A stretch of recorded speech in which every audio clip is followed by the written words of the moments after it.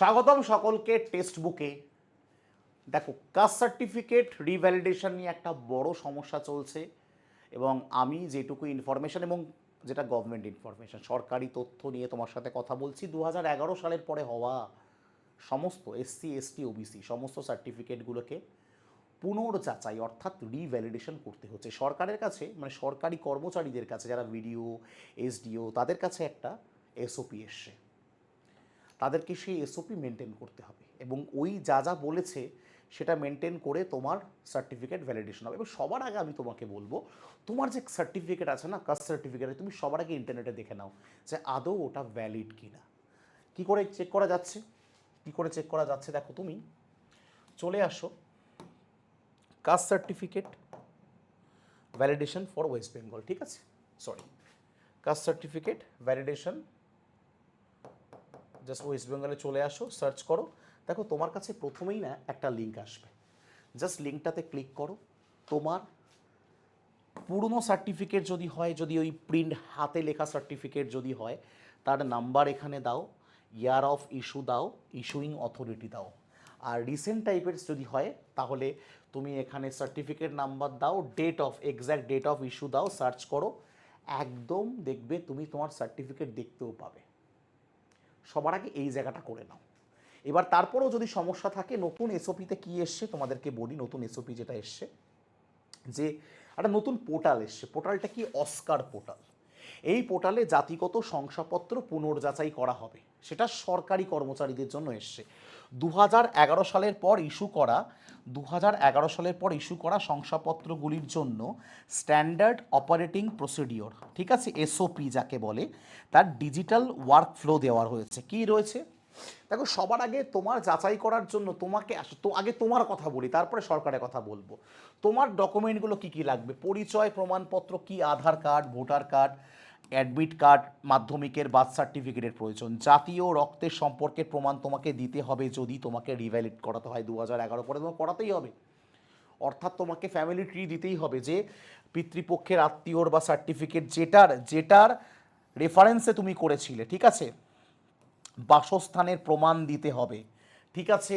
তোমাকে এই সমস্ত কিছু নিয়ে পঞ্চায়েত এলাকায় হলে বিডিও অফিস, মিউনিসিপ্যালিটি হলে এসডিও অফিস এবং কলকাতা হলে ডিডাব্লিউ অফিসে তোমাকে যেতে হবে এবং সব অরিজিনাল নিয়ে তোমাকে যেতে হবে এবং প্রত্যেকটা জেরক্স কপি করে অর্থাৎ ফটোকপি করে সেখানে তোমাকে সেলফ অ্যাটাস্টেড করতে হবে। এবং ওবিসিদের জন্য বাড়তি সত্র আয়ের শংসাপত্র নিতে হবে যদি আইটিআর দরকার হয়, এবং অভিভাবকের চাকরি পদমর্যাদা, যে অর্থাৎ তুমি নন ক্রিমিলিয়ারের যোগ্য কিনা, অর্থাৎ 8 লাখের নিচে তোমার ইনকাম কিনা, পারিবারিক ইনকাম, ঠিক আছে। এবং এটার পুরো ডিটেলস কি কি লাগবে আমি ইংলিশে পুরো দিয়ে দিয়েছি।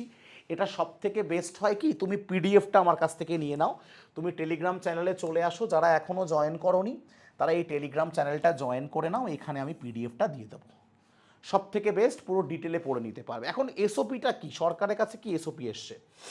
সরকারের কাছে এসওপি এটা এসছে, সরকারকে এইভাবে কাজ করতে বলা হয়েছে। প্রসেস অফ মডিউল নেভিগেশন করতে একটা ওয়েবসাইট তৈরি হয়েছে, সেই পোর্টালে গিয়ে revalidation of issued certificate from 2011। ওকে, বলেছে প্রথম স্তরে এনকোয়ারি অফিসারের কাছে যাবে বা ফিল্ড ইন্সপেক্টরের কাছে, সে ফিল্ড ভেরিফিকেশান করবে, দেন ডেটা এন্ট্রি করবে। দ্বিতীয়ত বিডিও, বিসিডাব্লিউও, বিডিও এবং দ্বিতীয় স্তরে এখানে যাবে এবং তৃতীয় স্তরে কোথায় পৌঁছাবে? এসডিও, ডিডাব্লিউও, কলকাতা। ফাইনাল ডিসিশন এবং পোর্টাল আপডেট। যদি শংসাপত্র বৈধ পাওয়া যায়, ইফ ফাউন্ড জেনুইন, তাহলে শুধুমাত্র ইন্সপেক্টর, বিসিডাব্লিউ অ্যান্ড টিডাব্লিউ বা সমমর্যাদার এক্সটেনশন অফিসারদের লগ ইন থেকে প্রসেস, তারা এগুলো আমাদের এখানে, তোমাদের কোনো কাজ নেই। যদি শংসাপত্র অবৈধ হয়, রুল 3 1995 অনুযায়ী অফিসার তদন্ত এবং প্রসেস অর্থাৎ বাতিল করবে। ওকে, প্রাথমিক স্তর ফিল্ড ইনকোয়ারি এবং ডিজিটাল রিপোর্টিং, ড্রপডাউন মেনু থেকে, এটা পুরো তাদের ব্যাপার, তারা কি করবে তাদের, এটা তোমার কোনো কাজ নেই। তুমি যখন ডকুমেন্ট জমা দিলে তারা পুরোটা দেখে দেখে তারা কিভাবে ফর্ম ফিল আপ করবে সেই সাবমিট বাটনে যাবে। আলটিমেটলি দেন এনকোয়ারি অফিসার রিপোর্ট করে সিস্টেম অ্যাকশন, এটা পুরো তাদের ওয়েবসাইটে, আমাদের কোনো জানার কোনো ব্যাপারই নেই। এটা তাদের এসওপি, যে বিডিও এসডিও ডিডাব্লিউতে এরা কাজ করে, এটা তাদের এসওপি। আমি ফাইনাল যদি তোমাকে বলি, যে পরিষ্কার বলছে চূড়ান্ত স্ট্যাটাস রিভ্যালিডেশন, রিভেরিফাইড, ফাউন্ড জেনুইন, তাহলে বৈধ হিসাবে চিহ্নিত করে তোমাকে চিহ্নিত হবে, ইস্যুইং অথরিটি চাইলে পরবর্তীতে পরিবর্তন করতে পারবে।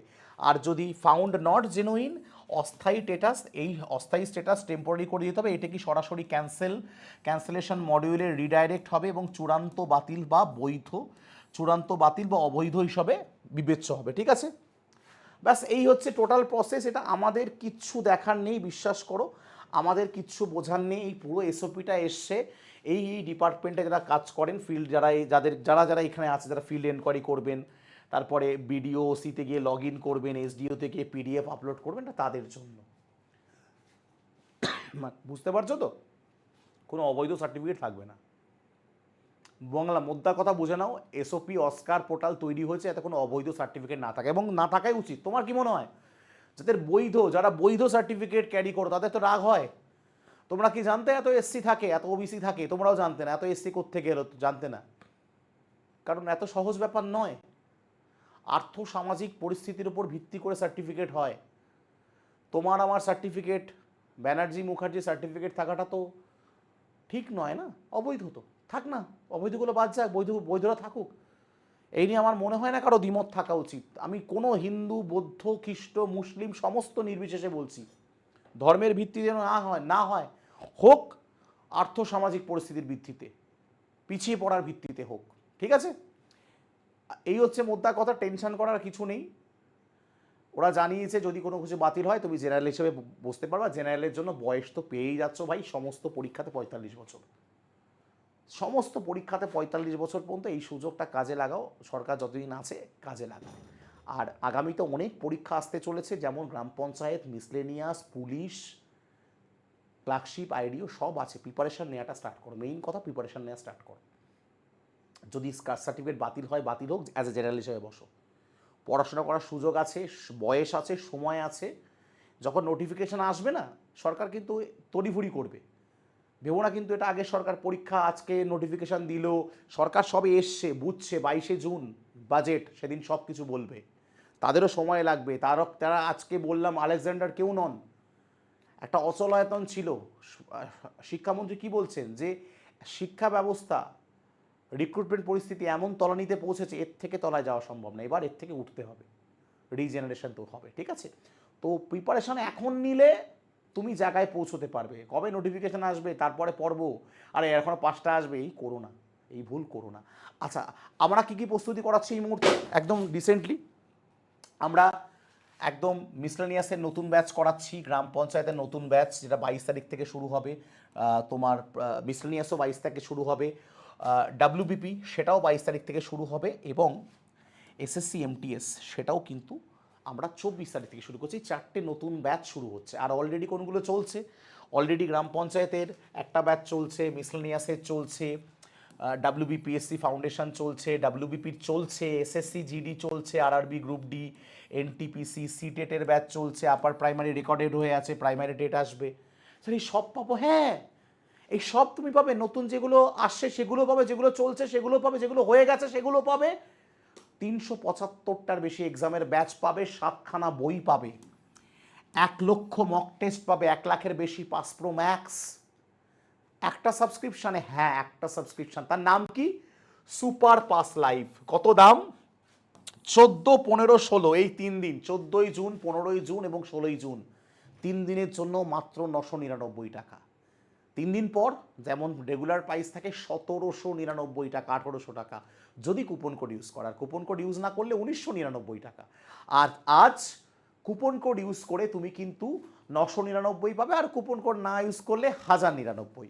তাহলে ডাইরেক্ট লিঙ্ক কোথায় পাবে? ডাইরেক্ট লিঙ্ক পাবে এই নাম্বারে হোয়াটসঅ্যাপ করো, সরাসরি হোয়াটসঅ্যাপ করো, তোমার কাছে সরাসরি লিঙ্ক পৌঁছে যাবে। 1 নম্বর, সরাসরি লিঙ্ক কেমন পৌঁছবে? তুমি এখানে হোয়াটসঅ্যাপ করার সাথে অনেকগুলো লিঙ্ক আসবে। প্রথম লিঙ্কটা আছে 1 বছরের লিঙ্ক, সেখানে ক্লিক করে ডাইরেক্ট পে করে স্ক্রিনশট পাঠাবে। স্ক্রিনশট পাঠালে কী হবে? কীভাবে ক্লাস করবে, কীভাবে পিডিএফ ডাউনলোড করবে, মক টেস্ট দেবে, সব ভিডিও তোমাকে পাঠানো হবে যদি তুমি স্ক্রিনশটটা দাও।